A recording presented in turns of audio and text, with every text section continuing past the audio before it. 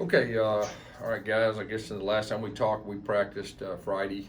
We practiced yesterday morning, and then we just got off the practice field just a little bit ago. Things went well, trying to get back in the swing of things. So we've had no new positives since last Wednesday, which is a good thing. We're just kind of going in game week routine. We're excited to play this next game versus Tennessee, and so that's really where we're at. Questions? First question, Coach, is from J.G. Tate. Hey guys, just talk about the mentality of getting your guys back in gear. It's been a long break here, like right in the middle of the season. Yeah, you're exactly right. I mean, it's what's going to be 21 days since the last time we played. By the time we get to next Saturday, that's kind of what we told our guys that last week a little bit different. It was similar to that fall camp week we had, but we got some work done. But now it's game week, so we're back in a routine. I know that's real exciting for our players, real exciting for our coaches, and like I said, that we knew this was going to be a very unique year. We knew there was going to be some challenges, and this is just one of them. But like I said, there was a lot of positive energy the last 3 days. I know that we'll have an off day tomorrow, and then it'll be a normal Tuesday practice, as far as game week. And there's nothing like routine, from a player and a coach's standpoint. Jason Caldwell's next.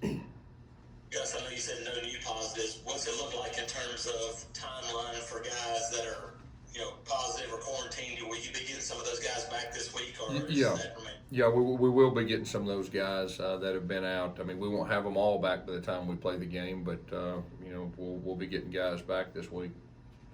Next is Bill Cameron. Jason got part of it, Coach. So are there any groups that right now are pretty close, maybe a little thinner than you normally like to have? You don't have to name the group, but just any that you might be looking at some guys that maybe haven't played as much? Well, I mean, I think especially everything we went through last week. I mean, the practices that we've had this week have been a whole lot of young guys and new guys and all that, and just getting those guys prepared. But like I said, we'll be having some of our other guys come back, and so the good thing is developing depth, and it's kind of next man up. Everybody's got to be ready to go in this kind of climate. But the big thing for us is we're just excited that we're going to be able to play this week at this point and ready to get back on the field. Steve Moulton's next. Coach, you mentioned getting back to it on Friday. Tell me about that practice. Yeah, it was. We went shells. It was a good practice. We just kind of had the same philosophies we had during the off week before. Just half of it was oriented towards us, getting our timing down and getting the things cleaned up that we needed to, and getting a little extra time on Tennessee. So we just kind of used the same formula as we would on a regular off week, especially since our opponents changed, last week. I know we talked a lot about the offensive line. How did that group look? Look good. They're continuing to build and continue to get continuity. So just they look good. David Pascal's next. Hey guys, I guess it was after the Georgia game. Kirby Smart said that was not a Gus Malzahn offense we just faced. That was a Chad Morris offense. How different are these two? How different is Chad's offense, would you say, without giving away trade secrets from what you liked or what you've done in the past? Well, like I said before, we're from the same family and the same core. But like I said earlier, I mean, Chad's learning his guys and a new system, and then we started running the football more, and that's helped kind of everything. But we're definitely from the same family. And I wanted to just ask early impressions on Tennessee. I know there's some folks up here that are disappointed that they're 2-4 right now because they do have a lot of returning players. But just kind of your thoughts on Tennessee right now. Well, I mean, when you turn the film on, you can see there's talent really on both sides of the football. Some really good talent, and it's just a matter of getting things together. And of course, you got to assume they've had an off week to prepare just like we had, and we're expecting to get their best. And but they're a talented team. Thank you. Mark Murphy's next. Gus, are there some guys that haven't played a lot getting excited about a chance to maybe contribute more this week? Yeah, I think really all the younger guys, the freshmen, they're all starting to grow up a little bit more. Like I told them the other day, I mean, you're no longer freshmen. I mean, we're 6 games into your freshman year, and we had a long fall camp, and so those guys are ready. And if needed to be, they'll be ready to go. But you can tell they've been seizing the moment. The ones that have been out there have been seizing the moment when they get their opportunities. Jordan Hill's next. Gus, I want to ask about Jamie and if you guys have a feeling as far as his status at this point, getting ready for Tennessee. Yeah, we're expecting him to practice when we get back on the practice field Tuesday, and him and Shedrick Jackson both. So, like I said, one of the blessings is, the guys that are banged up, get a chance to heal up a little bit and get those guys back out there. Next is Justin Ferguson. Hey guys, you guys over the last 4 weeks, I think you're almost like 5.5 yards per carry on the ground. What has been the biggest difference for you guys the last few weeks, being able to run the ball so effectively? What stands out the most? Yeah, I think it's really, I've said this before a couple times, but getting the same guys up front together and the continuity of working together. And of course, obviously, we had the hiccup with Brandon getting hurt, and Keandre came in and had a really good first start. So the continuity of that, our running backs understanding the blocking schemes and everything kind of working together. And then Bo Nix becoming a runner. I mean, really when he keeps the football, just every now and then it kind of changes everything. It opens up things. And so I think it's a combination of really those three things. And Chad told us a couple weeks ago that the tight ends being more involved in blocking and them stepping up was a big deal. What have you seen from those guys specifically in the running game? Yeah, and I'm glad you brought that up because they have been on the field quite a bit, and I know we got the ball to our tight end last game, through the air a little bit more, but those guys have done a solid job, creating those wide edges in the run game and the split zones and everything that goes with it. So, those guys are continuing to improve in the run game. Jason Caldwell. Gus, you guys have had some experience dealing with something like this. You had it in preseason camp. You kind of talked about adapting. How has that helped deal with this break that you kind of knew, hey, this might come? Has that helped the team and the with it? Mm-hmm. It has helped, and one thing that even the 7 weeks where we were COVID free, I would continually bring up, fellas, there's probably going to be a week. And we talked about the key to this season, or one of the keys is dealing with adversity.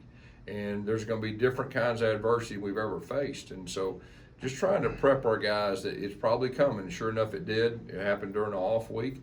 The fact that we had the experience in fall camp. And we use the same formula, as far as just kind of shutting things down for a day or two. And testing every day and then getting back to some kind of routine. And we just kind of went back to the basics as far as our COVID etiquette and making sure that we're more spread out in our meetings and making sure that we have our mask on and up in between plays and things like that from a player standpoint. So just kind of going back to basic. Is this the time when it could pay off what you guys did in fall camp though, where you rotated guys on the offensive line, you rotated? Yeah. Is this when it can pay off because you got some of those guys some experience they might not have had otherwise? Yeah, there's no doubt about it. And then of course during the off week too, we put the ball down and scrimmaged, those guys too, and I know that helped. But it's such a unique year. It's next man up mentality, and used to in the years previous. I mean, if you lost a guy or two, like the wrong guy or two, like the sky's falling. But it's just kind of, you got to turn the page, next man up, and you got to adapt. And that's a big key to this season. Next is Gianna Hahn. Hey, Coach. So I think we're coming up, or we actually just passed the 8-week or 6-week mark since KJ had his surgery. Are you guys looking at bringing him back? Where is he kind of at right now? Yeah, it's still week to week. He hadn't been cleared yet, so we're hopefully we'll get him back before the end of the season. But we're just taking it week by week, and at this point, it's not been cleared. Phil Marshall's next. Gus, I think yesterday's 3 games, the fewest points anybody scored was 35, even the losing teams.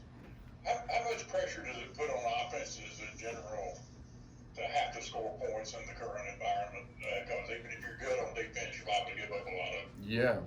Yeah, that's a good point, Philip. I mean, it's it's unique in a lot of different ways this season, and I think each game unfolds a little bit differently. But you have to be prepared. to score points, whatever it is. Now our defense has done a really good job, I feel like, as far as point totals and all that. But just each game unfolds differently, and got to fit whatever it takes to win the game. You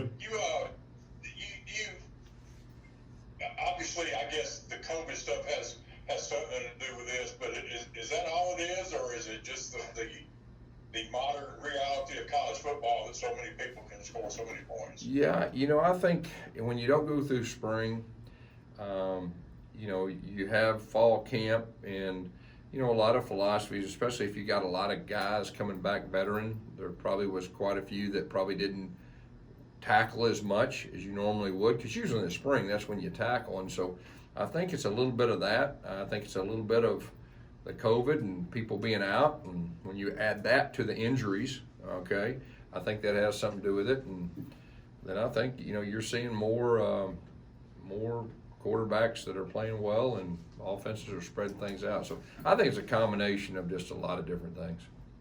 Thank you. Brian Matthews. Hi guys, thank you for speaking to us tonight.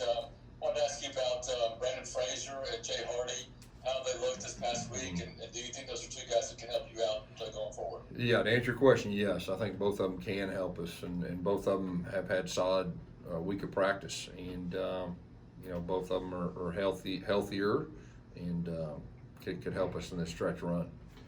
We have time. If I could follow up, anything specific about Brandon maybe that stands out to you, what he can do on the field, and the same with Jay Hardy? Yeah, Jay Hardy's an athlete, still learning the college game and everything, and of course Brandon, he's got really good ball skills and savvy, and like I said, both of them are really talented. Both of them are going to be really good players if they continue to work. We got time for three more. First, Josh Vitale. You guys, at this point, do you know an exact number of guys that you will be without against South Carolina or Tennessee? I do not. Okay, and totally unrelated to that, Saturday is going to be your 100th game as Auburn's head coach. Just what does reaching that milestone mean to you? Yeah, wow, that's pretty neat. I'm blessed to be coaching the 100th game, here for the Auburn Tigers. Next is Jordan Hill. As you hit on this a little earlier with the next man up mentality, but just what have you seen with some of those guys who maybe haven't played so much as far as their response, knowing they may need to step up on? Yeah, that feeling that when you get out there with the ones and you look around and, hey man, I've got a responsibility to know exactly what my assignment is and be able to execute and play at that level. And so just that feeling that individuals get as far as when a team counts on you, I think that's really the biggest thing, and that's a real special feeling. And that the urgency really kicks in for guys when they have that opportunity in all three phases. Last question is from Steve Moulton. And Coach, you did mention about prepping for Tennessee. Was hoping to get a thought or two about the Vols this weekend, Coach. Yeah, like I said earlier, I think they're better than their record has shown. I think they got some talented guys, and like I said, they got a week off. We're expecting to get their best. And finally, Coach, at least schedule-wise, we're all expecting some schedule changes. I wonder if you've heard anything about the possibilities of the schedule shifting.